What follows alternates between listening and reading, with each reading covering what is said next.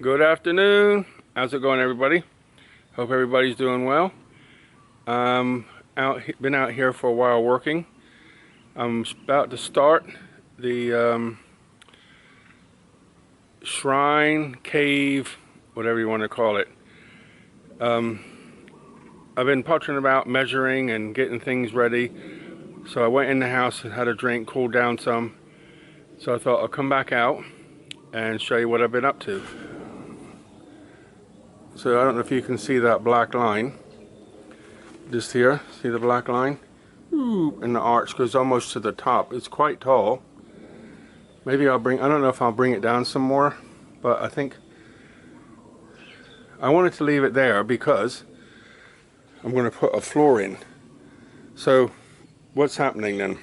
Anyway, this is where I am, and you can see I got one block stood upright and one block laying down. Put a board to the base and you can see the difference. That's 11 inches. Spirit level is level. So why did I do that?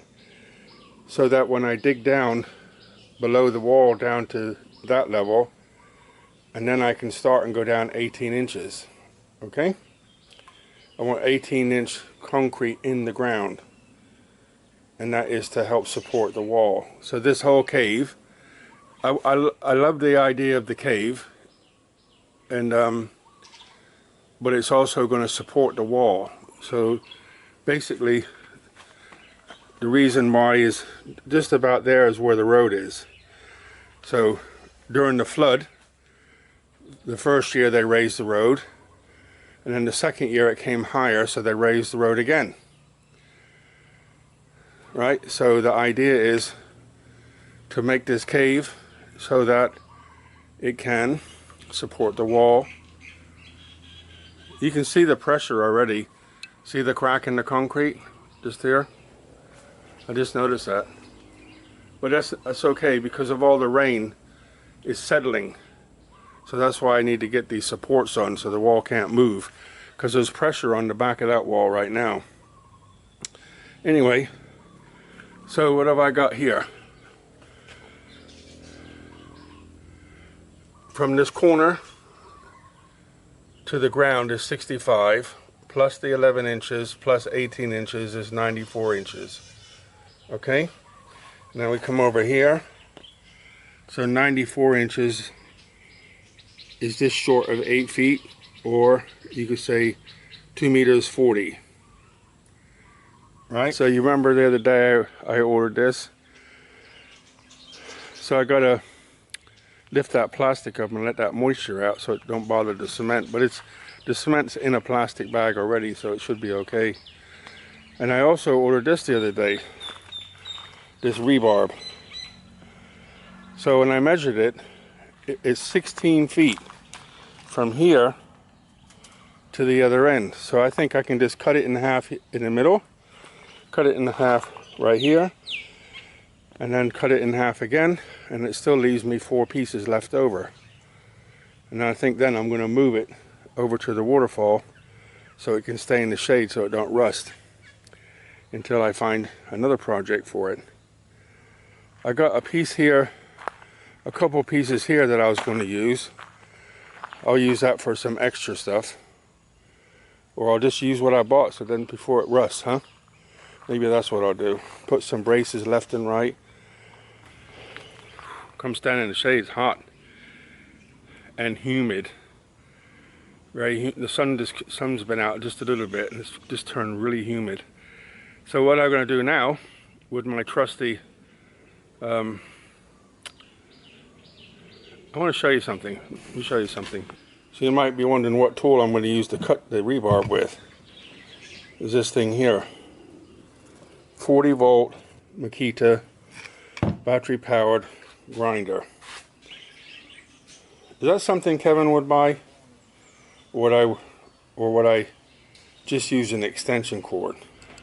Normally I would just use a extension cord. I have a roll-up door over there, and behind on the floor is a cable that's probably 40 meters long or something. So I can take it over there and just plug one in. But Andy a friend of mine who passed away about 4 years ago. I don't trust people very well because I had my fair share of betrayal. Anyway, he was a subscriber initially, and he kept asking me in emails, he kept asking me advice about how to move here, and you know, he wanted to come to this area and see where I lived and so on and so on. And I was a bit dodgy, you know. So I talked to Jan about it, and she said he can stay in one of my apartments. She has a couple apartments that she rents. So I asked him if he wanted to do that, and he said yes. So he came and stayed a couple weeks. I said, I can't stay with you every single day. It's too much for me, you know. And he says, I understand. He says, I can keep myself busy. But the more I hung out with him, the more I started connecting with him. He's a really nice guy, really gentle spirit. Anyway, he was from, I think, Spokane somewhere, Washington State, U.S. And you could call us the odd couple. He was short and round, and I'm tall and with a belly, right? Anyway, I took him around, showed him some places, and he downstairs in the apartments where Jan has, he met a girl, and he went back to the U.S. to sort out his paperwork and all his stuff, and he came back, and he stayed in the apartment again, and then together they found a house. They rented a house. They moved in. He came out here 2 or 3 times. She was odd. I don't know why. She didn't like the idea that we were friends for some reason. I have no idea. Anyway, I just found her a bit odd. But they were happy together. And then he got the big C thing that you put in your arm. And about 4 months later, he was gone. He had a massive heart attack and passed in the living room floor. But anyway, very sad. If he'd have stayed, we could have done all kinds of things together. He loved tools. He didn't know how to use them, but he loved tools. He would just buy all kinds of different tools. Anyway, he bought this grinder that I just showed you. And because it didn't match the rest of them, he gave that to me and bought another one. Yeah, he had some money, but he just wanted everything to be the same. And every time I use it, I think of him, which is good because I have good memories of him.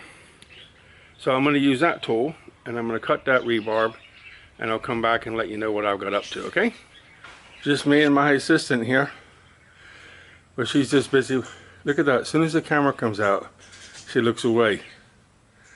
She can't see herself, but she still knows she don't like looking in the camera. Anyway, it's just me and my assistant. Trouble is, my assistant just wants to watch. She doesn't help much. Getting toasty now. Let me show you what I'm up to. So it worked out just right. I cut it in the strong bend. You know, they bend it to deliver it. So that's 94. I didn't go to 2 meters because I thought, what if I can squeeze 2 out? And I did. You can see the mark there just before the bad bend. That's 94 there too. I put the block so it doesn't push away as I push across it. And I open that, let the moisture out. Just have to remember to close it before it rains again this afternoon. So I'm going to have a go at cutting this up. And then I can take it over to where I'm working.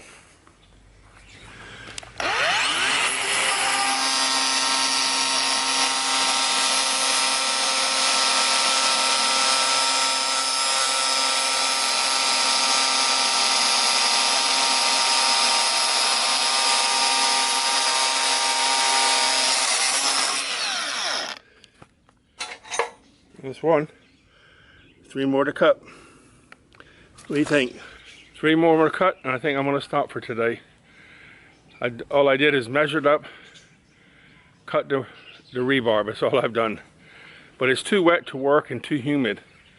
So it's not supposed to rain so much today and tomorrow. So I think tomorrow or the next day, I might start digging a little bit. But you know what I don't want? I don't want to have an 18-inch pond because then I have to pump it out. You understand what I'm trying to say? I guess I could put some plastic over it to stop it from filling up. I have another piece of plastic, maybe I'll do that. I can dig a little bit in a minute and then measure up the final, mark it, and start digging a little bit. Good idea? So I moved everything over there and put everything away. But I think because I have the grinder out, cutter, whatever, I thought, I got a couple pieces of 10mm rebarb. That stuff I cut was 12mm. A lot of people don't sell 10 around here. There's only one company, but I'm happy to use 12 inside the wall. But to go into the wall, 10, because I have a 12mm bit, and that's the biggest masonry bit I can find for my drill. It's a heavy duty one. I used like a standard drill with a hammer on it, and by the time I built everything, the bearing is shot. It still works, but the bearing's shot. So, you know, it's good for, I wouldn't use it for masonry anymore, but for normal drills, that's not precision because it wobbles just a little bit. But anyway, I bought a new one, like twice the size. I think it's like 1,000 something watts. It's 1,200 watts, something like that. And you put that, and you can get behind this one. You can grab it, hold of it, and like, and it straight in. A lot easier. So what I say, right tool for the right job, huh? Anyway, I got this one piece and 2 pieces around the side of the house. I've been using them as a spear, trying to keep that big monitor lizard out of the garden. Not over here, I don't mind, but around the house, you go outside and shock him or something, and he's going to spin around and bite you. So every time I see him, I chase him off. Now he stays down by the river, which is fine. You know, stay down there, but don't be by the house. There was one about 70 centimeters. So you could say around 3/4 of a meter, something like that. And I walked around to the back of the house to wash Sugar's food bowl, and as I come back, I just walked around there, and I walked back, and he appeared. So I knocked on the window and said, "Jan, come out," and I kept walking. She comes out the front door and nearly jumped out of her skin because he was walking straight towards her. So when she screamed, he ran past me, but he was, you know, his mouth's only about so big. He's not even a meter long yet. So this is the 10mm. It's rusty, but I use it for going into the wall, and then for it to go into the wall, and then you can wire it together like a T, you know. And then I'll use some more of that 12 on an angle, like a 45-degree angle, to give it some more strength. Wire it all inside, and then concrete that inside the wall. So it's not pressure from above, it's pressure pushing the cave out of the way. So the stronger I can make it, the less chances it can be pushed over. But you've seen the crack, right? I'm not really worried about it because it's still flush, but the crack could be just the ends tilting down and it's split in the middle. But what did we say the other day? The second law of thermodynamics, what is it? Entropy. And entropy says nature will take it back. Well, it doesn't say exactly like that. It says everything will fail, but nature will take it back. So no matter what you do, anything you do, nature will take it back. Crazy, huh? Anyway, I'm going to cut these up to 1 meter 10 because I got a board around the back. One full sheet of plastic covered plywood I use for the walls. So if I cut that directly in half, that's 1 meter 20. So if I make this 115, put a little bit in the wall, that's centimeters, not inches, then I think that'll work out just right. So cut these at 115, cut that in half, build a box around it, and I can fill it up with concrete. So a couple days, we'll be doing concrete. Jan just came. Hi. What's happening, Jan? Anything good? Anything very good. Last night, my car pot fat again. Lots of rain. A lot. It yeah. start about 11 and 1 hour like a. Yeah, it like rained. It rained here about 8, but not like your house. Oh, you know, I try to dig the drain Yeah, for how many times? 3 times, 4 times for this year already, and Well, it's you'll get it still right in the end. It's just finding the right level, right? right, but it's still not like a flow well. Right now, it's like a can flow what, but it's still like a not fast enough. You know, Yeah. next to my house still have some what. I'm agreeing, yeah. So by the by the rental house, right? It's all right. My eyes have got salty water in there, stinging a little bit. So that is still like a big pond there. But last night when I look on the CC camera, I see my car pot full. And the first time that I come into the downstairs, what happened? I can see the watermark a lot, but it's some not leak. If something like this happened or last year, you know what will happen? The water still there. Like I have my private pool. Go ahead. Okay, so I find my tree bowl for a dog bowl. That is. Okay, so guys, see you later. Bucket of racing. Rivers of peace, joy, and kindness. See ya, See guys. you. Bye.